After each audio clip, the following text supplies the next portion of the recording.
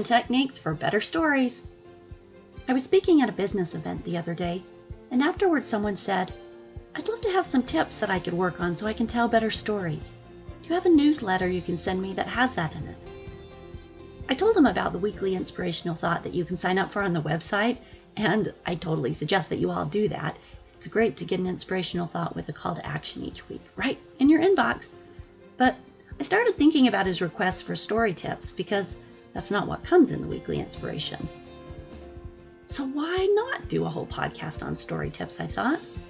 So here it is, our first set of storytelling tips.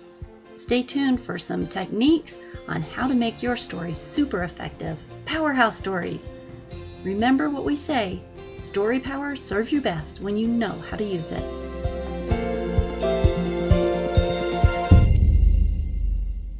Stories are our lives in language. Welcome to the Love Your Story podcast. I'm Lori Lee, and I'm excited for our future together of telling stories, evaluating our own stories, and lifting ourselves and others to greater places because of our control over our stories.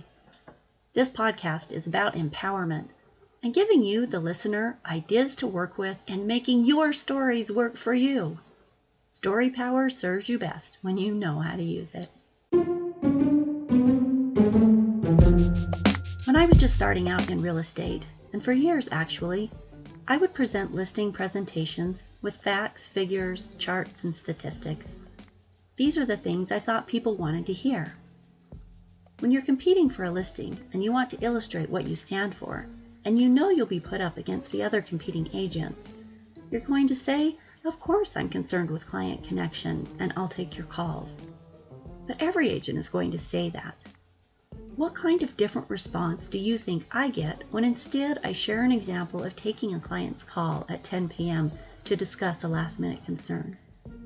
Or when I tell a story about the time that I helped my client clean up their home when he was short on time in getting moved out?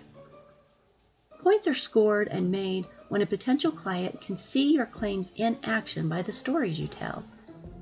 It's no longer just a statement or a statistic. It's sharing your work in action.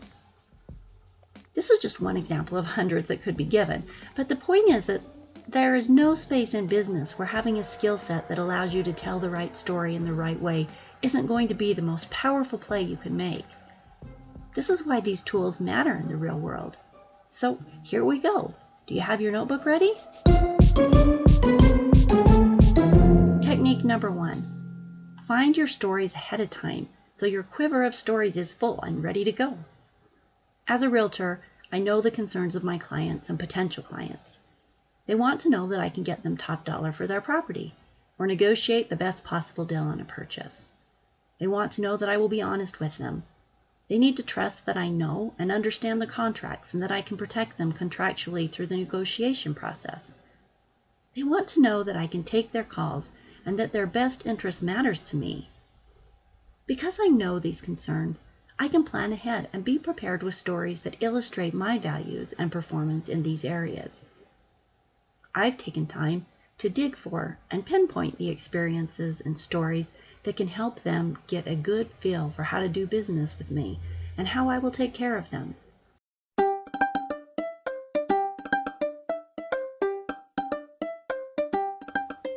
Do the same in your field of work. If you work for a nonprofit and you are constantly talking to potential donors, have stories prepared that show their hard-earned dollars at work and the difference their money can make. Think about it ahead of time. Plan and prepare. That's what we do that makes us good at what we do. It is literally the quiver full of arrows that the hero will shoot to hit his or her mark. Technique number 2. Get to the action. Once you've pinpointed the stories that you want to use, don't add on a preamble when you start to tell your story. The listener does not need a long explanation of where you're trying to go. For instance, this might be a little long. It's great that you asked about whether or not we use environmentally safe products. I'm going to tell you something about that. This is a story that we share around the office, blah, blah, blah, blah, blah. They don't need that preamble. Jump right into the action. Nothing loses the audience like dragging out a point. Jump into the story, imagine the scene, and go straight there. "So there I was," or "There was a time just last year we worked with the city to enhance the recycling program," and then you explain and tell the story about it. No preamble, no explanation, just taking them to the scene where the action is going to happen. Technique number 3. Don't be afraid of vulnerability. The stories we, as humans, connect most readily with are those that draw out our emotion. Stories are vehicles for us to connect our emotional experiences with the characters in the story. How often, when you watch a movie or read a book, are you brought to tears or laughter because you're relating to the emotional spaces the characters are in? These are the places where you say, "I know what that feels like," or you nod with certainty because the story has struck its mark. To pull the emotion out of the story because you feel it will be unprofessional is to take the human factor out of the tale, and therein the tale loses its power. Emotion, vulnerability, realness, these are the spaces where we come to our own humanity, the spaces where we connect in real and lasting ways with other people. Emotions like uncertainty, fear, anxiety, even moments that show you making mistakes, or moments of love, deep feeling, joy, exhilaration, these are all relatable spaces where the person you're speaking to is going to be able to connect with you.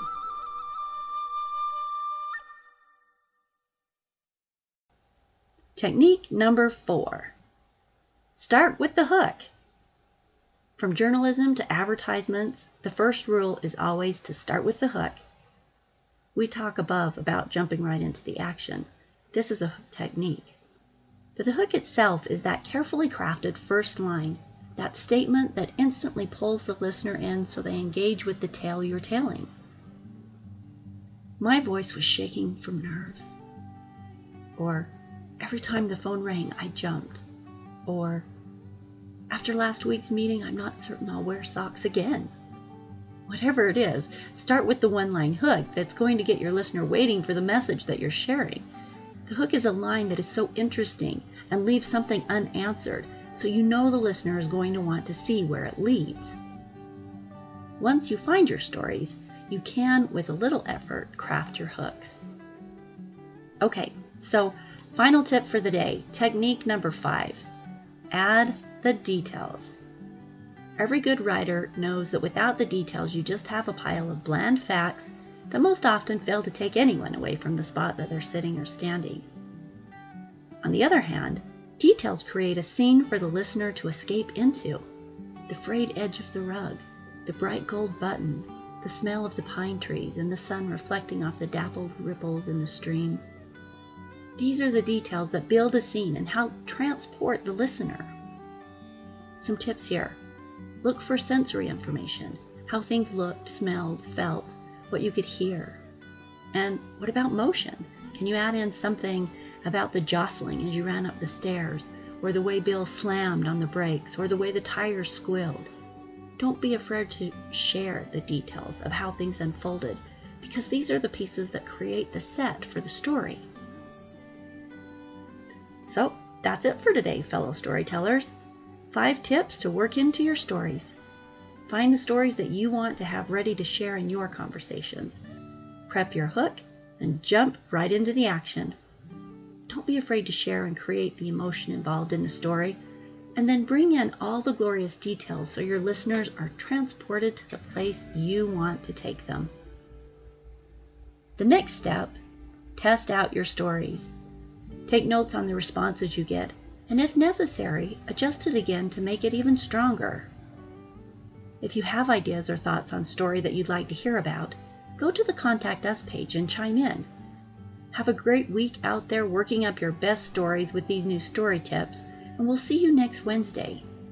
Please share the podcast with your friends and family, and you can listen to www.loveyourstorypodcast.com or wherever you get your podcasts. If you're interested in taking the next step on figuring out what your stories are and having help in pinpointing and strategizing with them, also let us know, because we have a workshop that takes you to that next level and walks you through the process. Drop us a line on Contact Us on the webpage. Have a good week.